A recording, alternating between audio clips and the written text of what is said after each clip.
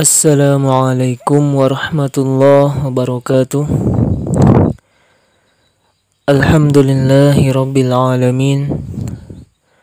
Allahumma salli ala sayyidina Muhammad wa ala alihi wa sahbihi ajma'in. Rabbi shrah li sadri wa yassir li amri wahlul 'uqdatam min lisani yafqahu qawli.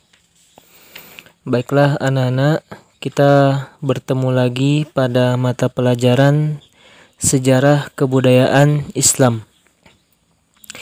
Penting saya sampaikan kepada kalian semua, mohon apabila saya memberikan tugas, tolong dikerjakan. Jangan menyepelekan tugas yang saya berikan, karena untuk sementara ini masih banyak sekali yang belum mengumpulkan tugas kepada saya. Sebelumnya itu tugasnya ada 2 ya, yaitu pilihan ganda dan esai bagian 2. Dan kalian saya berikan tugas untuk merangkum, untuk menceritakan perang Badar, ditulis ya. Menceritakan perang Badar dalam bentuk tulisan. Nah, itu tidak ada yang ngumpul. Ada cuma sedikit sekali. Mohon diperhatikan. Jika tidak, saya akan memberikan nilai apa adanya. Jika 0 di situ, maka akan saya berikan 0. Maka jangan main-main ya terkait dengan tugas. Mohon diperhatikan baik-baik dan segera dikumpul ketika jadwal kalian konsultasi, jangan ditunda-tunda. Baik, mungkin itu sedikit peringatan dari saya ya. Tugas jangan sampai lupa. Pada pertemuan sebelumnya kita sudah membahas pada halaman 18, yaitu kita di bab 2 ya, tentang peristiwa Hudaybiyah. Nah, kenapa terjadi perjanjian Hudaybiyah? Karena kaum kafir Quraisy menahan Utsman bin Affan dan dijadikan sebagai jaminan. Itulah dasar yang menjadi sebab terjadinya peristiwa Hudaybiyah. Mendengar ditahannya Utsman, maka kaum muslimin menyatakan ingin membalas dendam. Karena orang-orang kafir menyebarkan berita palsu bahwasanya Utsman sudah meninggal, sudah dibunuh oleh mereka. Didengar oleh orang Islam dan ingin menuntut balas atas terbunuhnya Utsman bin Affan. Tapi pada intinya Utsman bin Affan tidak meninggal ketika itu ya. Hanya berita bohong saja yang disampaikan oleh orang-orang kafir. Kemudian di bawah pohon kaum muslimin berbaiat kepada Allah dan Rasulnya. Baiat tersebut dikenal dengan Baiatur Ridwan. Nah, kemudian dari orang kafir itu ada yang mendengar bahwasanya orang-orang Islam ini sudah berbaiat kepada Allah dan Rasulnya, ingin menuntut balas kepada kaum kafir Quraisy. Kemudian kaum kafir Quraisy merasa sangat ketakutan. Nah, dan mereka mengajukan perdamaian.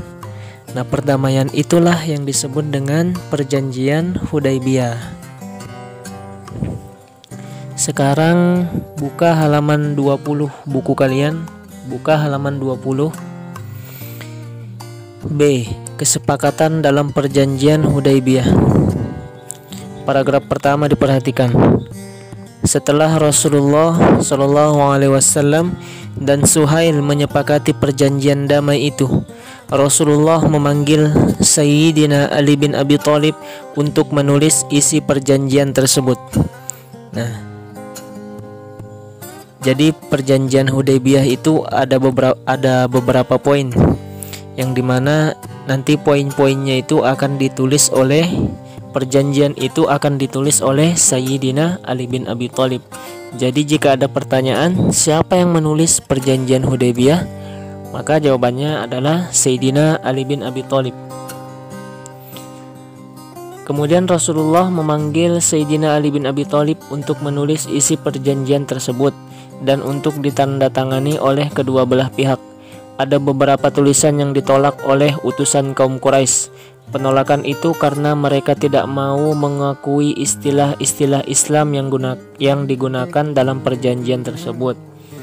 Karena Sayyidina Ali ketika itu menulis perjanjian Hudaybiyah, maka otomatis dari tulisan Sayyidina Ali itu ada istilah-istilah Islam. Nah, istilah-istilah Islam itu ditolak oleh pihak kaum Quraisy. Contohnya adalah tulisan Bismillahirrahmanirrahim di awal perjanjian. Mereka meminta agar tulisan diubah menjadi Bismika Allahumma. Nama Muhammad Rasulullah harus diganti Muhammad bin Abdullah.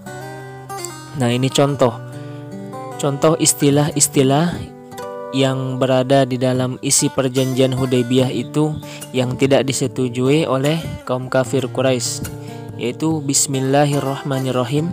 Mereka minta untuk diganti menjadi Bismika Allahumma. Dan nama Nabi Muhammad Rasulullah yang tertulis pada perjanjian tersebut harus diganti menjadi Muhammad bin Abdullah. Paragraf kedua. Akhirnya perjanjian itu dapat ditandatangani setelah kaum muslimin menerima segala keinginan kaum Quraisy. Perjanjian itu ditandatangani oleh Suhail bin Amr dari pihak Quraisy dan Nabi Muhammad dari pihak kaum muslimin. Perjanjian itu dikenal dengan sebutan Perjanjian Hudaybiyah karena diadakan di Hudaybiyah. Semua permintaan, semua penolakan kaum kafir Quraisy diterima oleh Nabi Muhammad SAW. Setelah itu ditandatanganilah perjanjian tersebut. Dari pihak kafir Quraisy ada Suhail bin Amr, dan dari pihak kaum muslimin ada Nabi Muhammad SAW. Nah, maka dikenallah perjanjian tersebut dengan Perjanjian Hudaybiyah. Kenapa namanya Perjanjian Hudaybiyah? Karena perjanjian tersebut terjadi di Hudaybiyah. Nah, adapun isi perjanjian Hudaybiyah yaitu sebagai berikut. Yang pertama, kaum muslimin dan kaum Quraisy tidak saling menyerang selama 10 tahun. Jadi, isi perjanjian yang pertama, kaum muslimin dan kaum Quraisy tidak saling menyerang selama 10 tahun. Jadi selama 10 tahun itu aman. Tidak ada gesekan, tidak ada peperangan, tidak ada sikut sana sikut sini, tidak ada. Aman, 10 tahun itu aman. Tidak ada gangguan dari orang kafir Quraisy kepada kaum muslimin. Yang kedua, kaum muslimin tidak diperkenankan memasuki kota Mekah untuk menunaikan ibadah haji dan umrah di tahun ini, kecuali tahun berikutnya. Nah, jadi kaum muslimin tidak diperkenankan memasuki kota Mekah ketika itu untuk berhaji pada tahun tersebut. Nah, tidak boleh melakukan haji pada tahun tersebut, boleh melaksanakan haji dan umrah, tetapi di tahun berikutnya. Nah, seperti itu ya. Kemudian ketika berhaji atau berumrah tidak boleh membawa senjata dan tidak boleh tinggal di Mekah lebih dari 3 hari. Nah, selama berhaji di tahun berikutnya, selama berumrah pada tahun berikutnya, kaum muslimin tidak boleh membawa senjata dan tidak boleh tinggal di kota Mekah lebih dari 3 hari. Nah, sepintas memang sangat merugikan kaum muslimin perjanjian ini ya. Yang ketiga, kaum Quraisy yang datang melarikan diri dari pihak Quraisy kepada Muhammad bin Abdullah supaya dikembalikan. Namun jika kaum muslimin yang datang kepada kaum Quraisy tidak dikembalikan. Ada orang-orang dari pihak kaum Quraisy datang kepada Nabi Muhammad. Nah, dia menyerahkan dirinya kepada Nabi Muhammad. Nah, kemudian kaum Quraisy meminta orang-orang yang tadi itu yang datang kepada Nabi Muhammad segera dikembalikan. Jadi orang kafir Quraisy yang datang kepada Nabi Muhammad harus dikembalikan. Namun jika kaum muslimin yang datang kepada kaum Quraisy tidak dikembalikan. Keempat, semua kabilah Arab bebas bersekutu dengan kaum muslimin atau kaum Quraisy. Kabilah yang bersekutu dengan salah satu pihak merupakan dari pihak tersebut. Bersekutu itu bekerja sama gitu ya. Lebih mudahnya kita pahami. Berteman. Jadi semua suku-suku di Arab itu bebas bersekutu dengan kaum muslimin kah atau dengan kaum kafir Quraisy, terserah. Nah, apabila kabilah tersebut bersekutu dengan kaum kafir Quraisy, maka dia termasuk golongan kaum kafir Quraisy. Apabila kabilah atau suku itu